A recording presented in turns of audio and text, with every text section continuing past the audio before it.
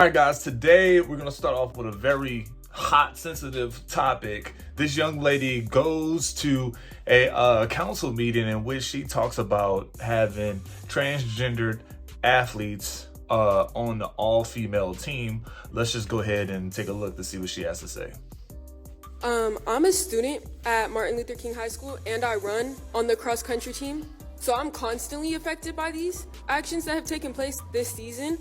And I have been around the females and just my team in general who have felt almost silenced to speak out about it because the whole LGBTQ is shoved down our throats, it is put in our face, and we live in a society where it is almost impossible to speak out on it without facing the repercussions of it.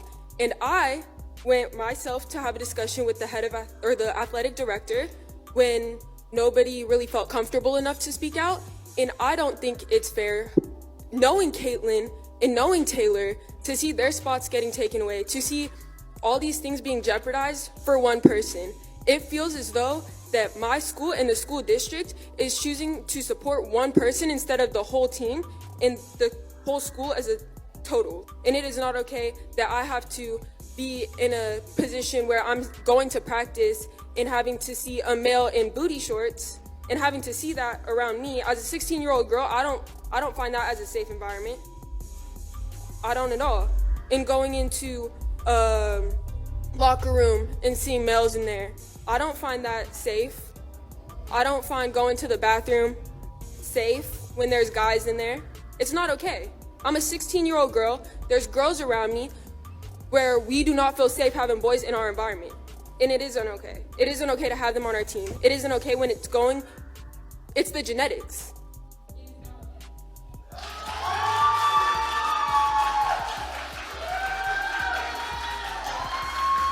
So, man, what do you guys think? Did she have a valid point? I'm gonna go ahead and say, as a heterosexual man and as a father of a very little girl, man, I am just gonna say, hey, there's a point where, my main concern is just safety, right? So a lot of the safety concerns that she had was valid. After watching this video a couple of times, I enjoyed the fact that this young lady walked back and, was there to hug her and comfort her and stand there and support her. Hopefully her father, it could have been her grandpa, but her father hugged her. And so, guys, what do you guys think? The debate is, should transgendered athletes play on the opposite sex of what they were born as? So and in her situation, 2 girls lost their track team spot because of it. So what do you guys think? Leave your thoughts in the comments.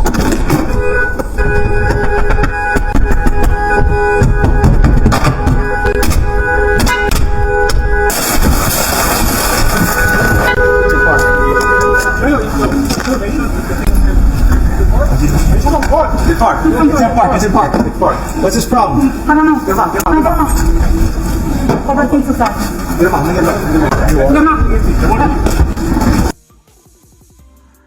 Yeah, at this point, you gotta commit, though. You gotta commit to the whole thing, dude. Just fake your way out of it, dog, until you can come up with a plan, bro. He said, I'm still in the club. Oh my soul. I'm fucked up. I don't smell no food. They should take a minute to make anything. No, fucking bitch, that's too late. We just need to pay bills. Right. It's simple, bro. I paid myself. Would you be able to just pay hers? Guys, what do you guys think about that? I mean, I can get homeboy saying, look, you straight catfish me. You're not even the person I'm supposed to be here with. All right. Why am I entitled to even? I didn't ask you to come out here and have dinner with me, bro. Like, who the hell are you? You could have been someone else. And she shows up. But I mean, people in the comments on this clip, like, Shawty wasn't even bad built. She had the yams on her. She had the buns on her. She had a little cute, nerdy looking smile on her, innocent, So I'm guessing he felt like, yo, at the end of the day, you aren't the person that you claim to be online, so I'm not buying you any dinner. All right, so she has a meltdown. So who's right, who's wrong? Did he overplay his card? She still went after the buns? What do you guys think? I mean, my biggest turnoff is just a man who wants to split bills of any nature. My just gets really, it's so dry that I develop thrush. Like, I feel itchy and I just want to put a rake inside myself and just get all the flakes of itchiness out, because how could you be so ungentleman? You want to me, but you don't even want to make me feel good. Gross. Ugh, boo. Ick, ick, ick. You've deducted yourself 50 points on site. No license, taken away, gone, bye. Nothing to say to you anymore. Dude, look, let's just be honest, man. You're basically saying as long as a man pays the bills, you're all right with letting him clap them cheeks. That's exactly what you're saying. And you got so used to it that when a man comes around and actually puts you in a position to make a decision, what this is really going to be about, you already made your decision, all right? You just let dudes pay your bills to clap. We can kind of see that you ran through. So let's just go on to the next clip and see what this is all about from someone that might give you a different perspective. Look, I don't need to hear this, but I'm dating for love, not for money. So if you want to go 50-50 with me, that's cool, okay? Because I was doing 100 by myself. I'm talking about I'm out here. So if you want to do a little 50-50, stop listening to them. They want you to do 100, forget them, okay? I'm here to do 50-50 with you, okay? We can split it all down the middle. I'm talking about everything. Everything. Just let me know. Like, for real, let me know. Because, you feel me? Let me know. So maybe you'll come across a real one that just wants a financial break and wouldn't mind having a partner to share 50-50 with, all right? She's dating for love and she's dating for logic. She's dating for financial break. She'll go 50-50 with you. So her compared to the girl previously, what are the big differences? You guys can easily spot them out. Let me know what you think. Are you kidding me? Every single fucking night you play. Sorry guys, I'm not playing tonight. Bro, literally every first 30 days of Call of Duty or Madden comes out, y'all ladies are hit, bro. It is what it is. Y'all just gotta take y'all lick for that. I do not understand why a lot of women be trying to sit up and rebrand as a church girl, because church girls are the worst. Like, I was raised in the church my whole life, and I prayed for a big booty just so I could take dudes' money. I hated school. I used to be a straight up student, and I just used to be in class thinking like, man, if only I had that thing, it's gonna be over. And then as soon as I got thick enough, I hopped up on that pole and it was over. Like, I had trips, whips, furs, minks, tricks. Oh man, it's crazy because you do your best. Fathers, we do our best to protect our girls, man, the females that we love and hold dear to our heart.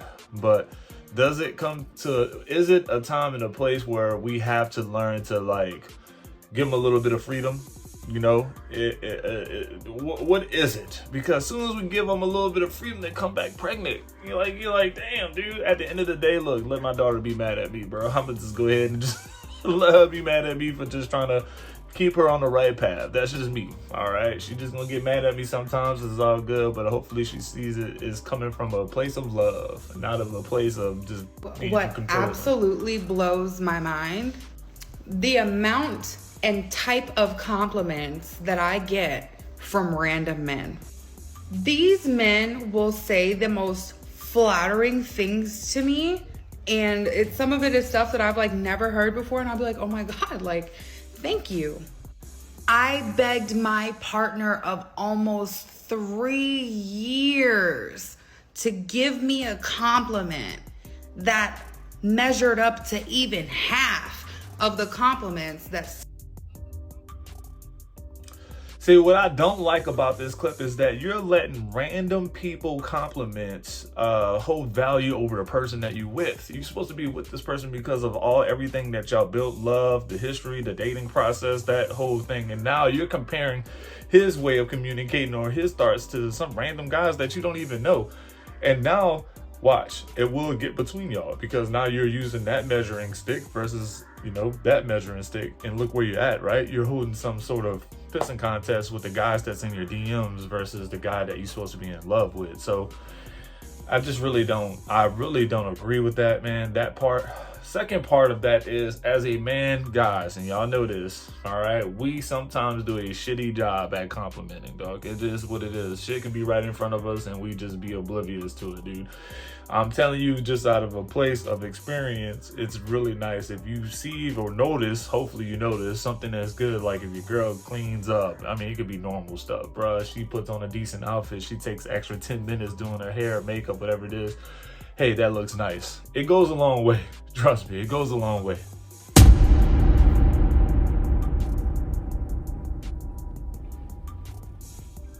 Especially when it's on a Sunday, man. You trying to kick back, open a few beers, have a shot of whiskey, you know, watch the game. She pulls out that measuring tape. Where she's like, you want to come with me to Home Depot? You're like, oh, god damn. As a married couple, how do you handle the bills in your household? Right now, it's me making an income in the country, so I'm gonna be the one paying for the bills. But when we were back in Panama, because that's where we're coming from, it was him who was making an income, and he was paying for all of the bills at home, and my salary was for us to have savings. So basically, we come to an agreement depending on how we are, you know, in the present moment. Exactly. So how do you feel now as a woman being the breadwinner and taking care of your man? Just the same. I mean, I will support my husband as much as I can, and we are a team. As long as he makes an income, we're still going to be a team. And, you know, I have a role in the household, which I will still keep, which is fostering him and, you know, trying to make him feel as comfortable as he can be as my husband. And I would be still a respectful wife to him. And it's temporary, too.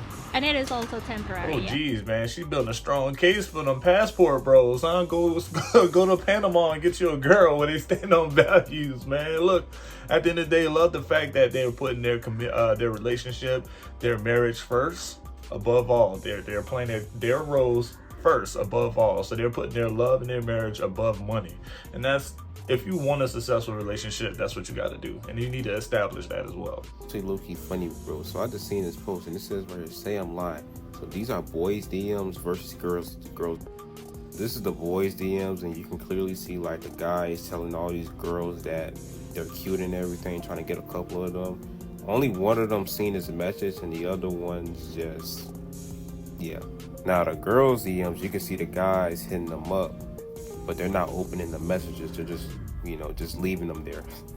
This is low-key funny, man. But at the same time, this is low-key fast because, like, I know as a woman, like, you're gonna have all these guys in your DMs, and you probably hear the same shit over and over, especially if you're an attractive woman.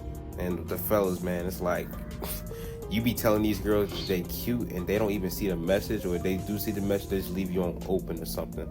You just hope that they text you back, but they never do.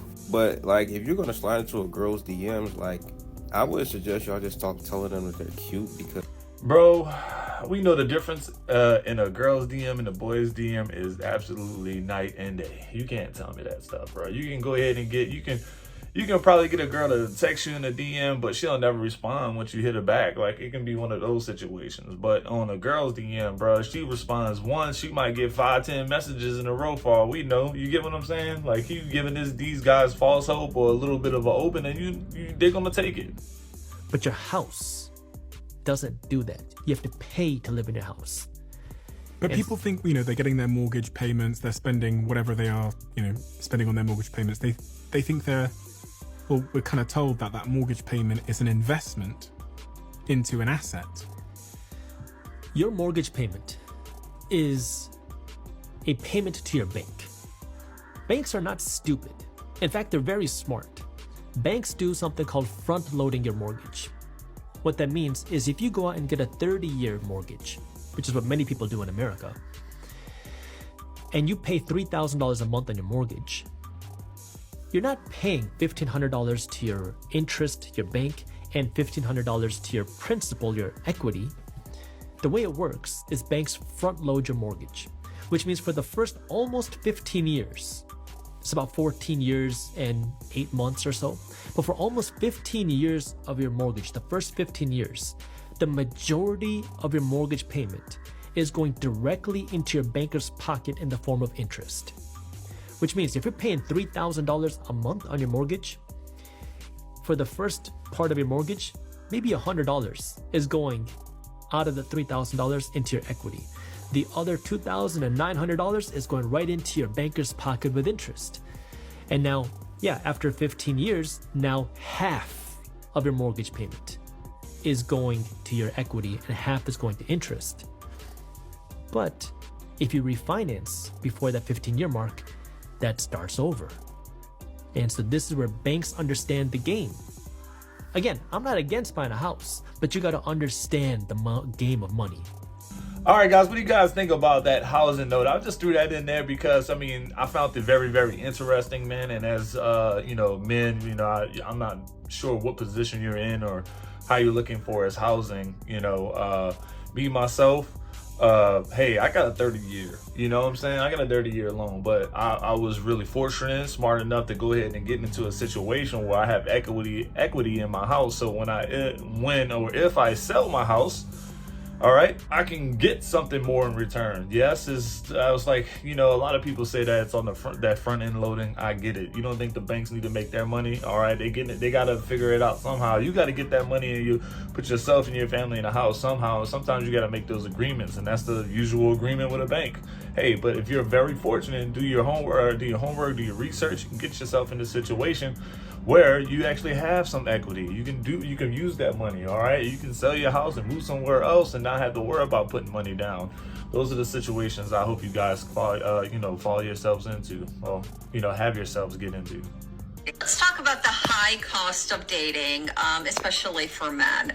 This is a really good topic and something that I really think girls should be a lot more empathetic about when it comes to dating. Because listen, I think we can all agree, whether you're a male or a female, that dating right now, at least in this generation, is probably the most like stressful, toxic, whatever word for negative you want to say. Right now is probably the worst time. Reality is in the last 20 to 30 years, the average income for like the average man and woman has not dramatically changed with inflation, yet the rules for dating have also stayed the same. And I've heard horror stories on both sides. Like, I've heard women going on horrible first dates several times in a row and men going on horrible first dates. But I want you guys to picture, not only do you have to go on a date with a stranger where it can go terribly wrong, but imagine each time that costed $200, $300. Before I finally got like a really good job, I remember I never felt like I was capable of dating, because in my brain I was like, well, listen, if I want to get a quality girl, I'm going to have to go and take her on several dates. And then each date, you know, it's going to cost me $200, $300. I couldn't keep up with it. Like, physically, I never felt like I could even attempt dating until I finally had a good job. While a girl, she can start dating pretty much whenever she feels like she's in the mood. If you go watch the original creator's video, she talked about the guy that she's referring to in her video spent about $2,500 total every month for the dates that he went on with this girl.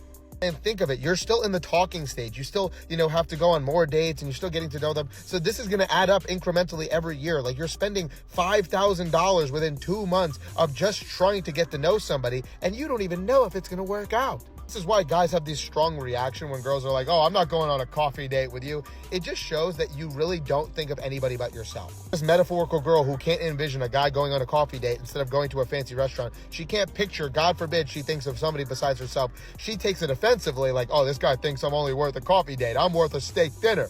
Like, no, that's not what he's saying. He's saying that he's probably gone on several, like, steak dates before, and then guess what happened? He didn't like the girl, and he wasted $300. Girl in the original video talks about it very clearly and says, listen, I can go and get money wherever. I want somebody who's willing to emotionally invest into me. That should be what's important. And you could do that on a park, at a coffee date, you know, at a restaurant, wherever you choose to do it. If a girl's leading by trying to make you feel insecure, that you're basically saying like, hey, I think for the first couple times we hang out, we can do something simple. We could go watch a movie, we could go to a coffee date. And she's like, no, I have to go here. Probably, I would just avoid, you know, taking a girl like that on a date several times. But, you know, listen, any girls can be empathetic and think about all the horrible first dates that they've had. Imagine if each first date you had to put a $200 deposit to even go on that date. Tell me how many dates you'd want to go on. Probably not that many, but hey, what do you think? I ain't gonna lie, man, dating in this day and age, dating right now, 2024, bro, like, you gotta understand, dude, like, economy is trash. You know, the average person to go out, if you want to get an entree, appetizer, one, maybe even 2 drinks, dude, you're gonna be easily paid $50 to $100 on where you decide to go. That's easy, all right? We're not even including entertainment. We're not including dessert. We're not even including transportation, bro. Like, Lord forbid if it's like a sporting event where you want to take it to a basketball game or some sort of special event concert. You get what I'm saying? Parking, we don't really consider all that, man. It's hot.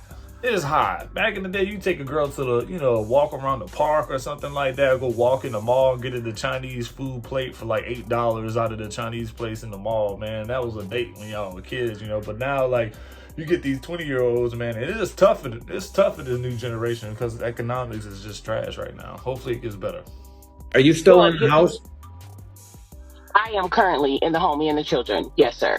Even though the orders have told you to get out? Well, that says if I do not have permission and I have permission to be in the home, I've spoken with Mr. Donaldson. Mr. Donaldson knows that I'm there. He It has says written permission. Mr. Cox, does she have permission to be in the home? She does not, Your Honor. All right. Ms. Donaldson? Yes, sir. He says you don't have permission to be in there. Your Honor, I actually do have permission. We have email communications back and forth. Mr. Donaldson knows that I'm in the home. We've been in communication with the realtor for the last couple of weeks. She also knows that I'm in the home. There has not been any expressed concerns about me being there. He did say that he was going to write something to allow me to be there. He has not provided that, but he has also not expressed at all any concerns. He comes back and forth to the home to bring the kids, and that's just how we have been we have been living in and living in the home. What's the motion here for?